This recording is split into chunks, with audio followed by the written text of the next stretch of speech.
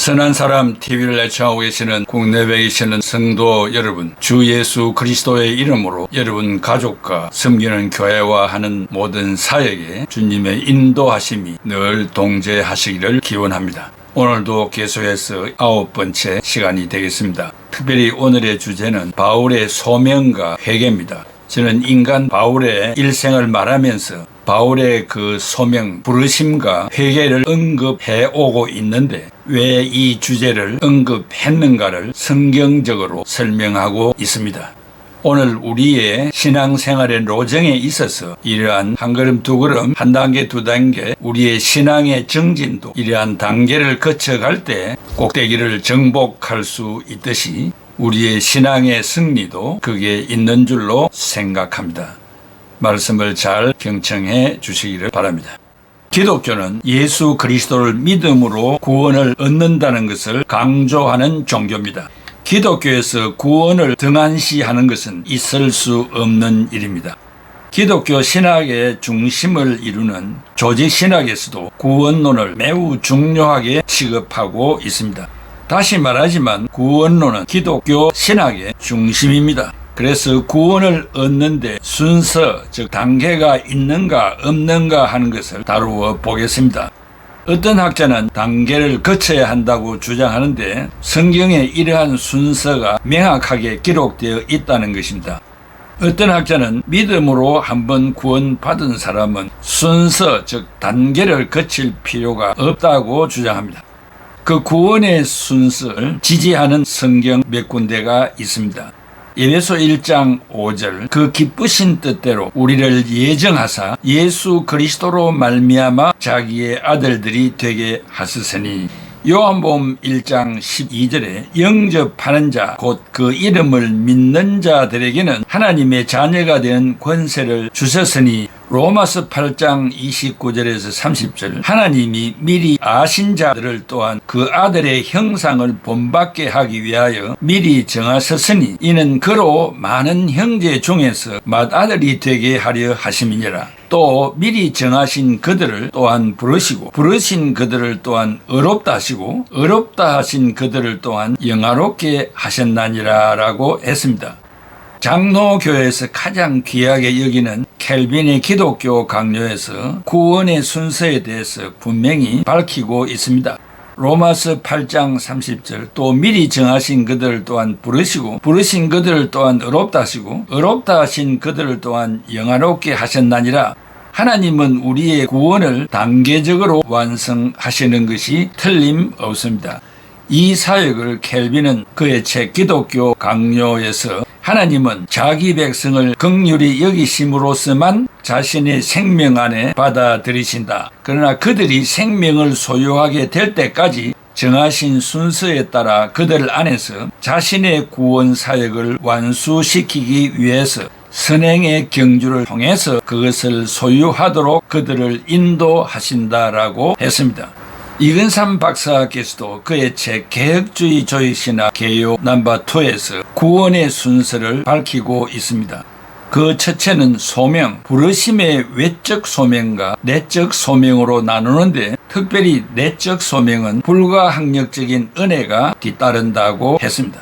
둘째, 중생, 원죄로 죽었던 영이 예수 그리스도를 믿음으로 말미암아 영적으로 다시 새 사람이 된 것을 말합니다. 오직 성령의 세례로만 중생이 가능합니다. 존 스토트, 영국의 캠브리지 트리니티 대학을 나온 영국의 설교가가 말하기를 예수 그리스도를 믿으면 성령 세례를 받게 된다.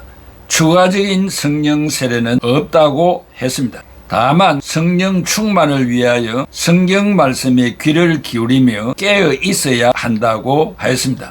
혹자는 말하기를 허물과 죄로 죽었던 우리의 영혼이 성령을 받음으로 살아나는 것을 말한다고 정의하고 있습니다. 그리고 회개입니다. 이 회개와 신앙은 동시에 이루어집니다. 회개는 삶의 방향을 하나님께로 전환하는 것입니다. 나를 중심으로 살았던 내가 이제는 하나님이 원하시는 방향으로 전환되는 것이 기본이 되는 회개입니다. 이러한 회개는 택한 백성에게 주시는 생명의 선물입니다. 그러한 회개를 통하여 동시에 나타나는 것이 신앙인데 이 신앙은 회개자가 믿는 믿음을 말합니다. 회개하지 않고는 구원을 받을 만한 신앙을 소유할 수가 없기 때문입니다. 그 다음에 칭이 믿음으로 구원을 받으며 믿음으로 의롭게 되는 것을 말합니다. 기독교의 핵심 교리 이신칭의, 이신칭이란 말은 예수 그리스도를 믿는 우리를 의롭다고 불러주시는 것을 말합니다. 이신덕이 믿음으로 의롭다함을 얻는 것을 말합니다. 이신덕구 예수 그리스도를 믿음으로 구원을 얻는 것을 말합니다. 이 모든 것들이 다 칭의에 속합니다. 그 다음에 양자 로마서 8장 15절에 너희는 다시 무서워하는 종의 영을 받지 아니하고 양자의 영을 받았으므로 우리가 아빠 아버지라고 부르짖나니라 했습니다. 우리가 성령을 받아 하나님을 아버지로 부르게 되고 예수 그리스도를 하나님의 아들로 믿을 뿐만 아니라 죄인된 우리를 위하여 십자가에서 죽으시고 구원해 주신 것을 믿음으로 하나님의 양자가 된 것을 말합니다. 그 다음에 성화, 하나님의 은혜로 의롭게 된 사람이 영육 간의 신성한 인격을 완성하기 위하여 부지런히 의로운 싸움을 계속하는 것을 이르는 말입니다. 우리는 죽을 때까지 한 걸음 한 걸음씩 윤리 도덕은 말할 것도 없이 지켜야 하며 성경의 계명들을 지키며 나아가 모방을 불허하는 특출한 모범된 헌신의 삶을 사는 것을 말합니다. 이것을 품성이라 말하기도 합니다.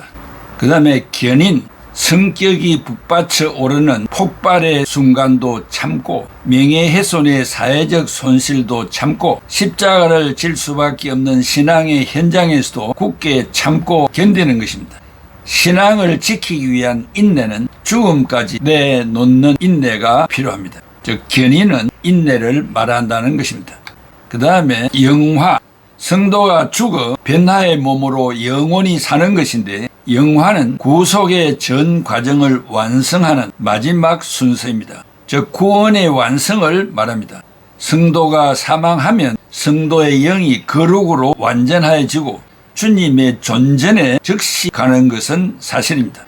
고린도후서 5장 8절 우리가 담대하여 원하는 바는 차라리 몸을 떠나 주와 함께 있는 그것이라. 히브리 12장 22, 23절에 그러나 너희가 이런 곳은 시온산과 살아계신 하나님의 도성인 하늘의 예루살렘과 천만 천사와 하늘에 기록된 장자들의 모임과 교회와 만민의 심판자이신 하나님과 및 온전하게 된 의인의 영들과라고 했습니다.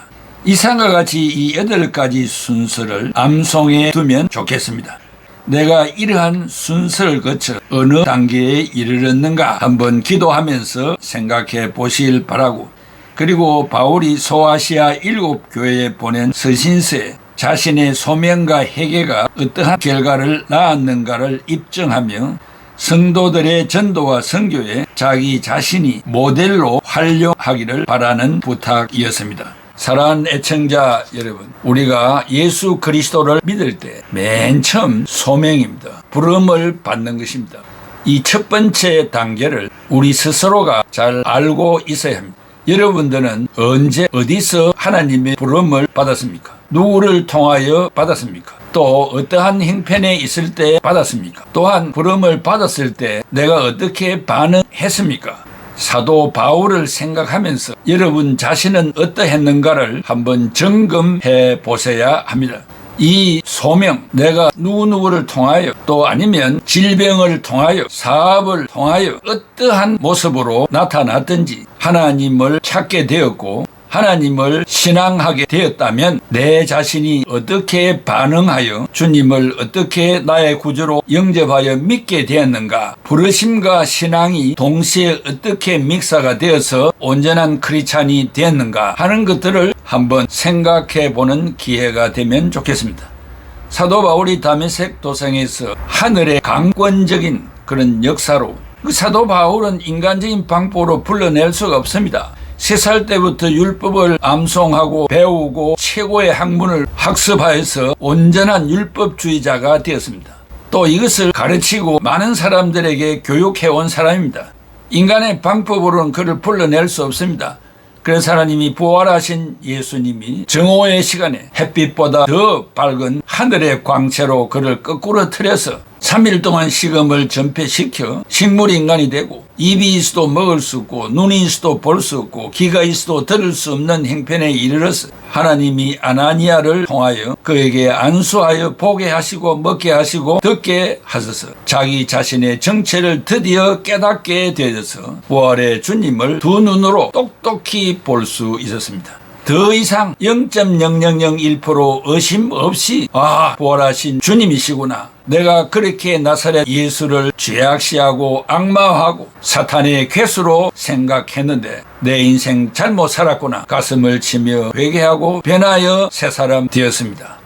그것이 회개입니다. 동쪽으로 가는 사람이 뒤로 돌아 서쪽으로 가는 것입니다. 회개는 한 번밖에 없습니다. 이러한 상황 속에 뒤를 돌아서 방향 전환을 하고 인식 전환을 하고 과거를 틀어버리고 주님의 자녀가 되고 또한 사도가 되기까지의 받았던 그 신앙의 열정은 어떠했는가? 뒤만 돌아서면 되는 것이 아니고 그 예수 그리스도를 받아들이는 그 믿음이 회개와 신앙이 동시에 일어나야 한다는 것입니다. 그래서 우리가 한 생애를 살아가면서 나도 모르게 조만한 죄악부터 상상을 초월하는 잘못을 저질렀을 때 구원받은 자가 왜 이렇게 살았는가? 이것은 신앙으로 내가 잘못 살았다. 내가 잘못 처신했다. 하나님 용서하여 주시옵소서. 다시는 이와 같은 삶을 살지 않겠습니다 하는 그 믿음을 통한 잘못을 시인하는 자백하는, 이것은 우리가 죽을 때까지 이 자백은 계속되어야 합니다. 외출하고 들어오면 반드시 손을 씻듯이 우리는 모욕이라는 것은 한번 회개고 손발을 씻는 것은 요한일서 1장 9절에 나온 자백과 같은 것입니다.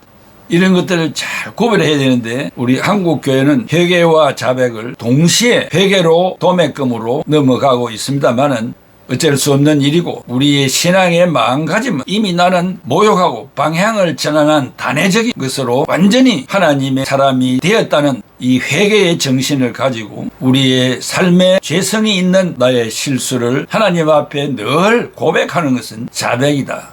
이것을 잘 생각하면서 회개와 신앙이 항상 동반되어야 한다는 사실을 기억해야 하며 혹한 한국 교회 교인들이 회개와 자백을 남발하는 경향이 있는데 회개한 사람이 죄를 지으면 구원을 받을 수 없다고 말하는 사람들도 있습니다. 그렇지 않습니다. 한번 회개한 사람은 우리의 실수를 예수 그리스도의 이름으로 자백하기 때문에 용서가 있는 것입니다. 그런 잘못된 가르침에 현혹되지 말고 내 신앙 내가 잘 지키는 그런 애청자들이 다 되시기를 바랍니다. 기도하겠습니다. 고마우신 아버지 하나님, 은혜와 사랑을 감사합니다. 사도 바울이 다메섹 도상에서 부름을 받고 회개함으로써 그 부활의 주님을 눈으로 똑똑히 보고 나의 주님으로 나의 구주로 하나님의 아들로 시인하고 전파했습니다. 율법을 더 이상 가르치지 아니했습니다. 오늘 우리들도 예수 믿기 전에 했던 습관과 모든 것 다 단절하고 오직 성령의 역사를 통하여 주님 가신 길 괴롭든지 즐겁든지 따라가는 삶이 있게 하여 주시기를 바랍니다. 아담의 원죄와 우리 스스로 짓는 자범죄로 인하여서 가슴치며 자백할 때가 얼마나 많습니까? 더더욱 성령 충만을 주셔서 우리의 삶도 경건하고 성화되는 삶을 살아 주의 부름을 받을 때 영화되는 이러한 단계를 잘 거쳐갈 수 있도록 은혜 베풀어 주시옵소서. 예수 그리스도의 이름으로 기도하옵나이다. 아멘. 죄에 빠져 헤매이다가 지쳐버린 나의 모습은 못 견디는 아픔 속에서 그렇게 쓰러졌을 때 아무도 오는 사람이 없어. 정말로 난 외로웠네. 그때 주님 내게 찾아와 사랑으로 함께 하였네.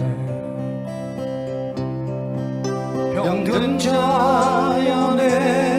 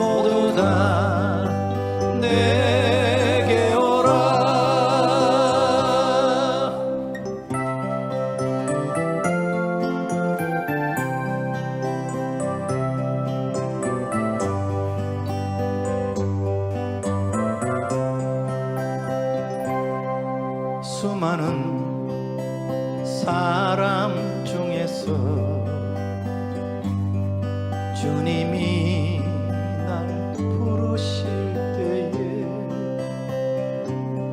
설레이는 나의 마음은 그렇게 기쁠 수 없네.